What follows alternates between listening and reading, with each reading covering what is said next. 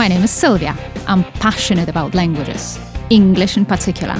Welcome to my world of English.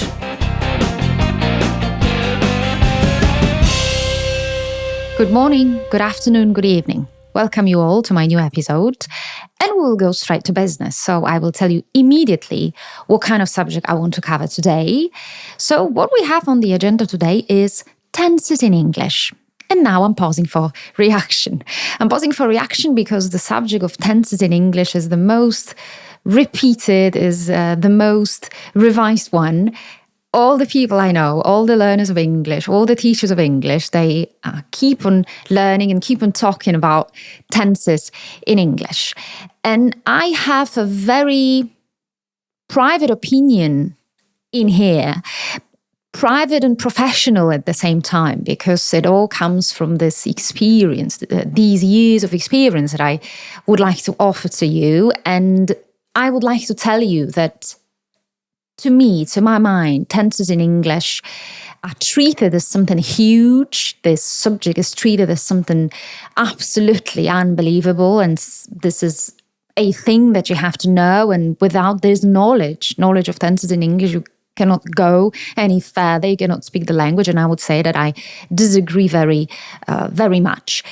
And I'll tell you why. But before we get to the core of the matter, and before I tell you all the things I have prepared for you today, I will tell you that all the information that I'm going to share with you today, it is rather general. I mean, we are going to talk about very general, very typical, very iconic situations in English, iconic in a way that if you find yourselves in given situations in your real life, and if you follow the guidelines that I'm going to present to you in a minute, you will know what to do, you will know how to behave. But at the same time, I'm referring to this idea of the general statement, because of course, if you want to go into much detail, you would have to study the tenses like bit by bit, all the little sentences and all the little phrases that are there.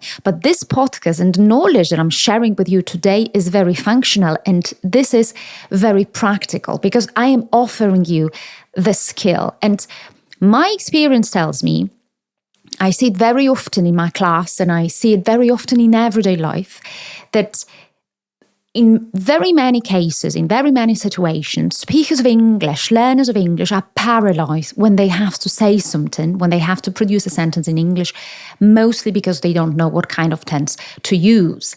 And the information that I'm going to share with you today is very practical.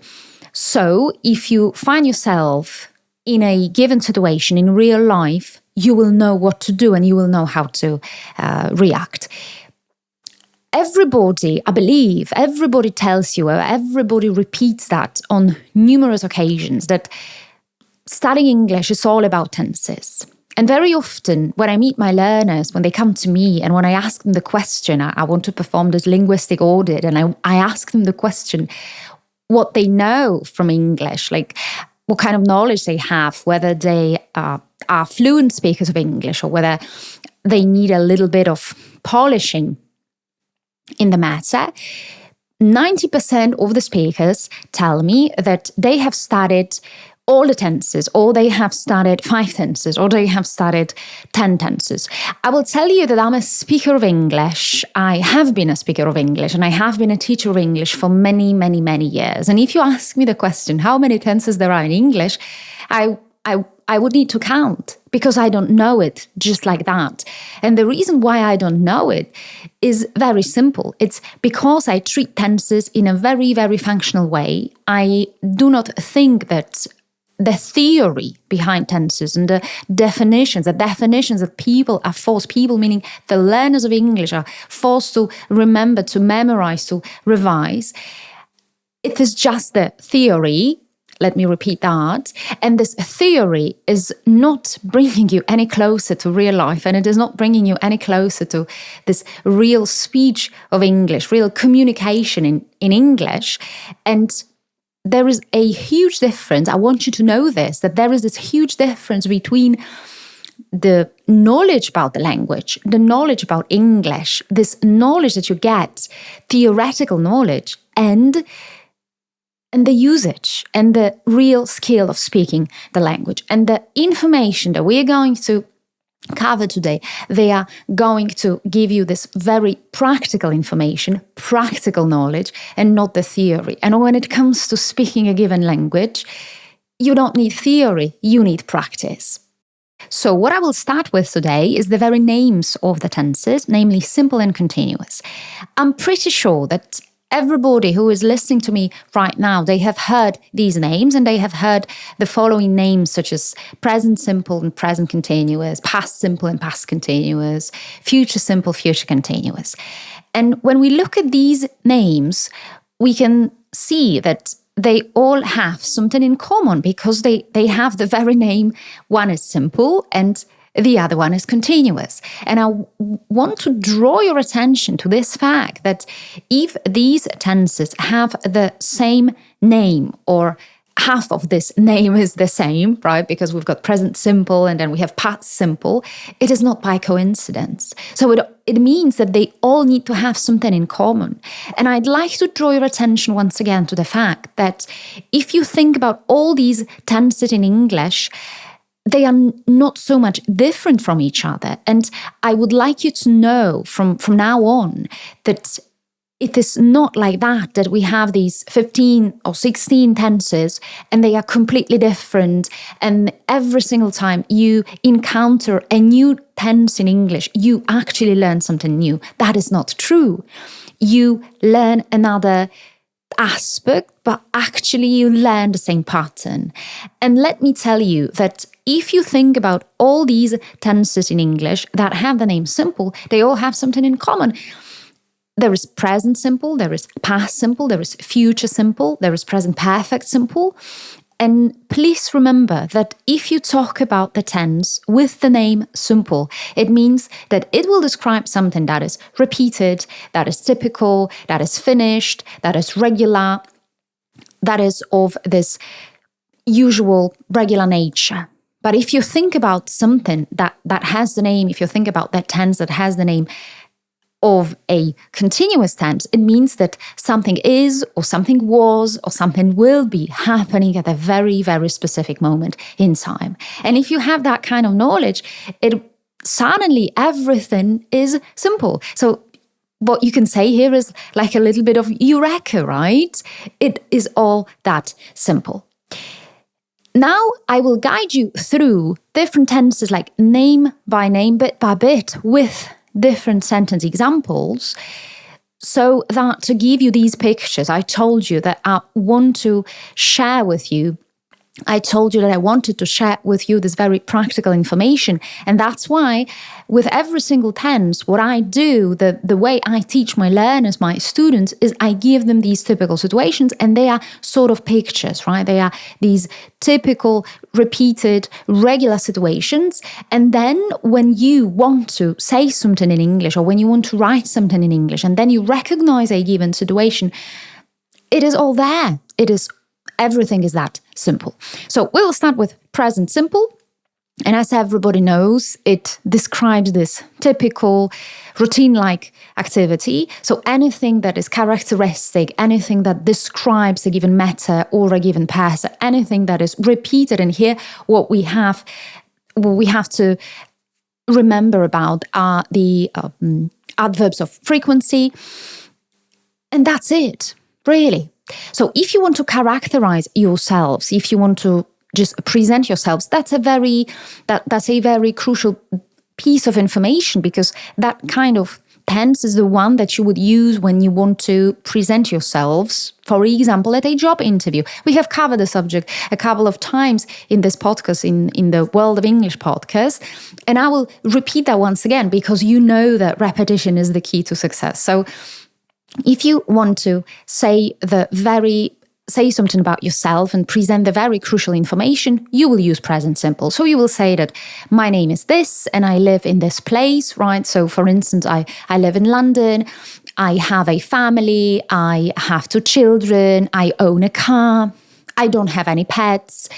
what I do on a regular basis is I go to work and then I spend my time with my family. I often cook and I never ride a bike.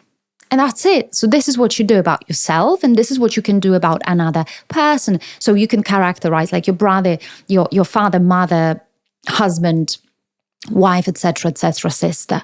And if you want to characterize another person, the only thing that you have to remember about is the S, right? The S at the end of each verb. So if you want to talk about your sister, you would say that my sister's name is Kate. She lives in Dublin.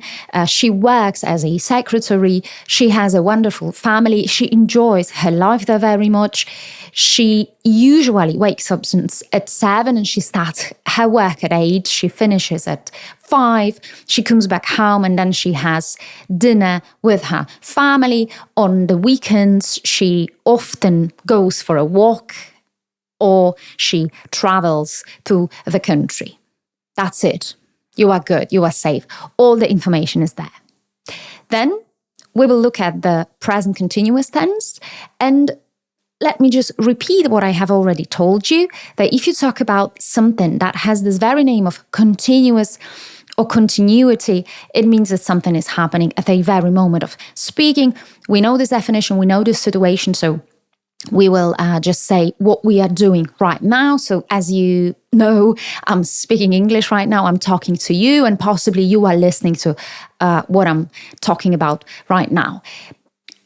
So that is the continuous tense, but not many people know that if we think about the situation right now, we actually can make it a little bit broader.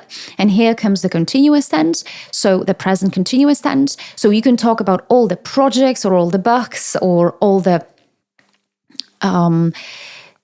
activities that you're working on right now.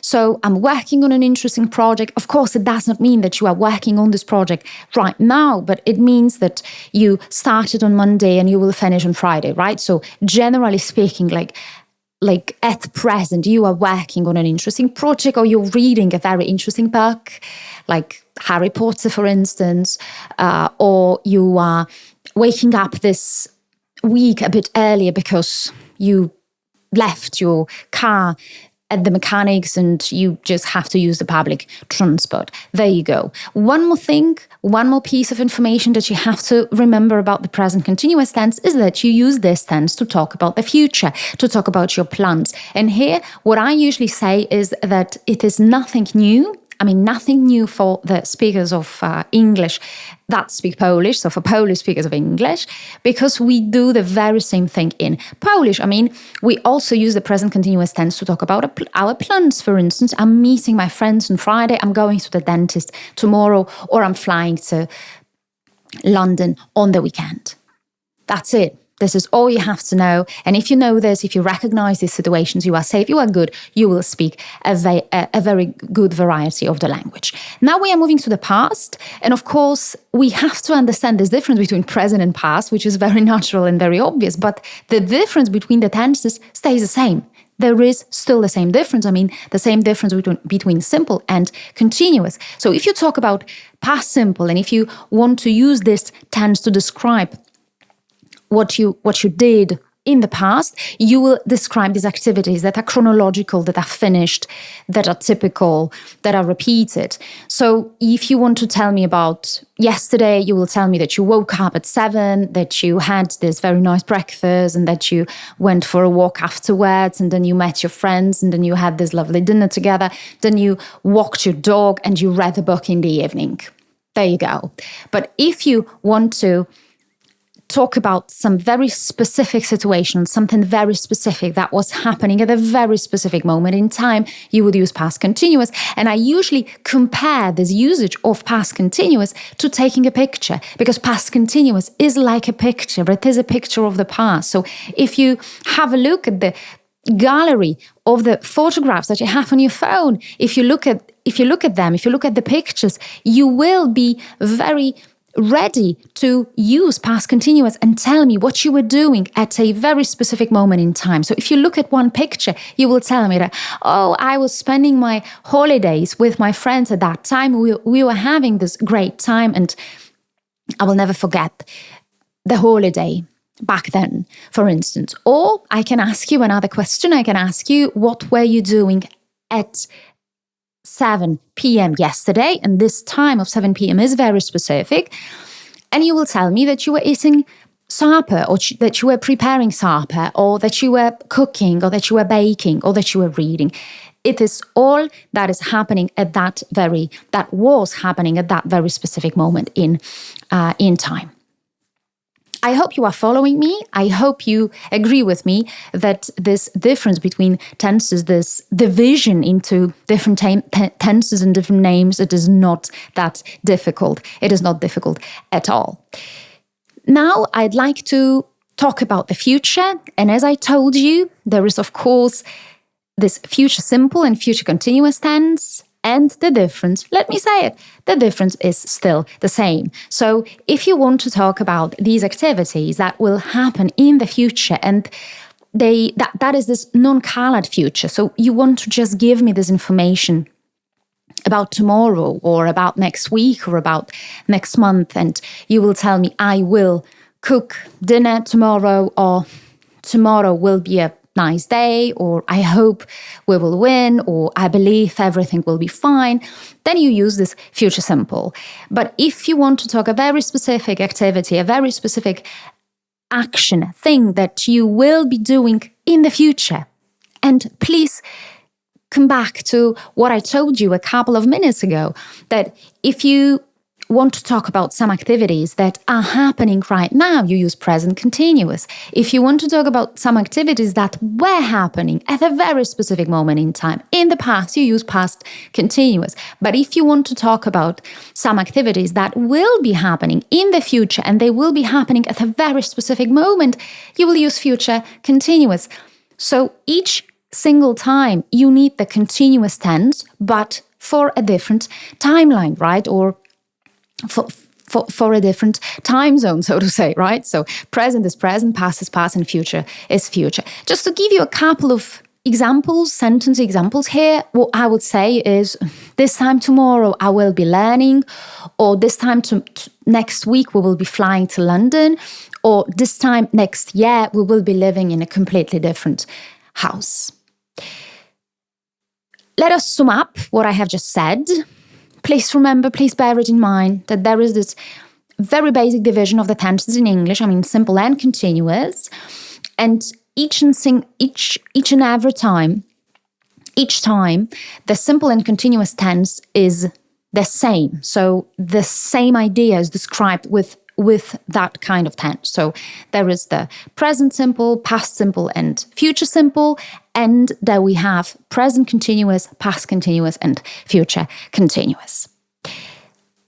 What I also have prepared for you today, when we think about the subject of tenses, is the present perfect tense. And again, I'm pausing for reaction here, because I do believe, I mean, this is what my experience tells me, and I would say that many teachers of English would agree with me that this is really so, that present perfect is the most difficult tense, because we do not have, the speakers of Polish speakers of English, we do not have this immediate equivalent of this tense in Polish, and that's why we find it very difficult. We will start with the very name, present perfect, and here there are two groups of speakers of English and there are two groups of teachers. So some teachers say that present perfect is actually a past tense because it describes activities from the past. And some other teachers and some other learners would say that this is actually a present tense. And I belong to this other group. I belong to this group who says that present perfect is actually a present tense, because whatever you describe with present perfect, it has this connection to the present every single time. Even if you describe some activities from the past, but you describe them in a way in which all these activities are kind of here. They are connected with the present, because if you say, I have finished the report, it means that the report is ready. You can look at the report. If you say, I have read the book, it means that you know the book, right? You know what the book is about. You know the plot, you know the characters. If you say, I've been to England, it means that you know the country, that you went there some some time ago that you came back, that you enjoyed it, possibly. And in very many situations, if you want to translate a sentence in the present perfect tense, you want to translate the sentence into Polish, very often you would use this present tense in Polish. And the examples of such sentences are, for instance, I have lived in London for 10 years, or I have worked in this company for 5 years, or I have studied English for half a year. If you think about this translation of these sentences into Polish, you will immediately know that the tense you want to use, the way you want to translate it into Polish is this present tense.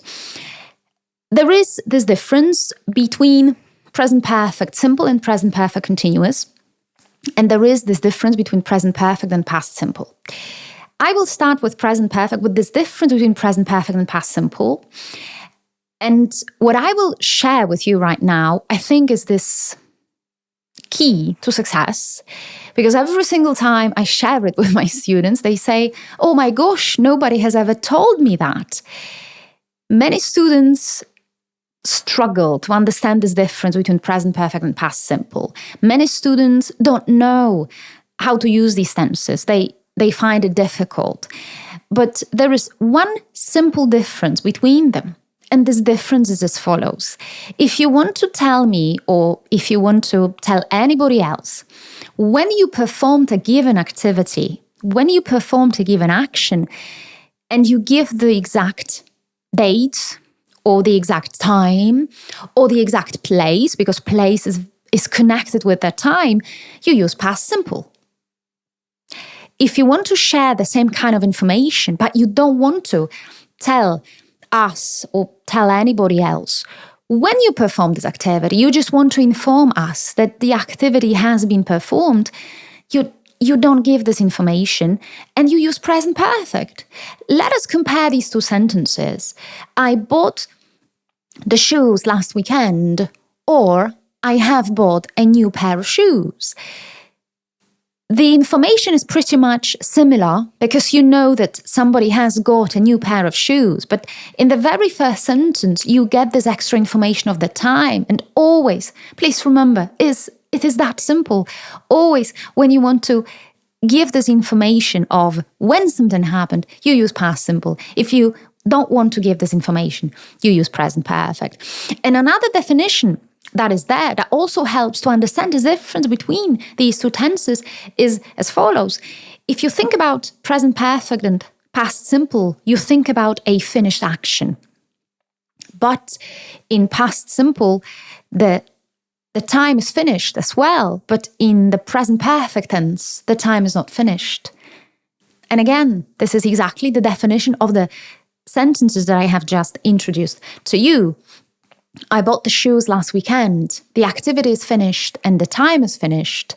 I have bought a new pair of shoes. The activity is finished because I do have a new pair of shoes, but the time is not finished. We have no idea when, and possibly there is yet more to come. So this is this difference, between present perfect and past simple. And I promised to you that we would also cover this difference between present perfect simple and present perfect continuous. And here, the difference is also very simple. We know that both of these sentences, like present perfect simple and present perfect continuous, they talk about the effect. I have bought a new pair of shoes. That's a sentence I have repeated. And I have been running. Or I have been drinking coffee, or I have been cooking. And when you think about these two sentences or these two types of effects, you will know that in the present perfect simple, the effect is what you actually wanted. So you have bought a new pair of shoes because you wanted to have a new pair of shoes. When you think about this effect of the present perfect continuous tense, the effect is not what you wanted. So if you see somebody who has got this blouse and there is this brown spots on the blouse, you can tell them, you can comment on the situation, you can tell them, oh, I can see you've been drinking coffee. Well, we do not drink coffee to get stains on our clothes. That's obvious for us. But if you look at these traces, you will know what somebody has been doing. Another situation, if you enter your office and you see that there is this mess on your desk, what you can say is like, somebody has been working on my desk or at my desk. Somebody has been working at my desk. Because you are like detectives. You see the traces of this effect. Present perfect simple, the effect is the one that you wanted to have. And present perfect continuous, it is the effect you did not want to have. The last little bit about tenses, the last little bit of general information about the tenses, let me repeat it once again. It is just general information. Of course, you will not cover all the tenses that there are in English in 20 or 25 minutes, but you can have these very golden rules that will help you study and that will save your face in many real life situations. So the third thing I'd like to cover today is this feeling. I want you to have this feeling that if you speak English and if you decide between different tenses, what you actually decide about is what you want to say. I will give you a couple of examples, 4 to be precise. I will convey a message in 4 different ways with 4 different tenses. But all in all, when we think about the information that is communicated through it, and in the skill of speaking English and in the skill of using a given language, you need this communication skill. This is crucial. Conveying a message is crucial in here. So if you think about this message that is conveyed, you will see that the message is more or less the same. Let me give you these sentence examples. So the first sentence is, I live in London. The second one is, I'm living in London. I have lived in London and I have been living in London. 4 different tenses: present simple, present continuous, present perfect simple, and present perfect continuous. And of course, all the advanced speakers of English would tell me right now, would raise their hands and would say, hey, but they are different tenses and they talk about a little bit different situations. I agree that there are these subtle differences between them. But once again, if you think about the message is still the same. So if somebody tells me something like that, I know from the sentence where they live. So I just know that they live in London. Of course, when you think about sentence number 1, I live in London, you know that this is permanent, that this is a characteristic piece of information about somebody. If you think about I'm living in London, you would know that maybe it is a student who is talking to you. Maybe they don't think about London as their permanent place of residence. Maybe. I have lived in London, or I have lived in London for a couple of years. What we know from the sentence is that this person still lives in London, but they also lived in the past.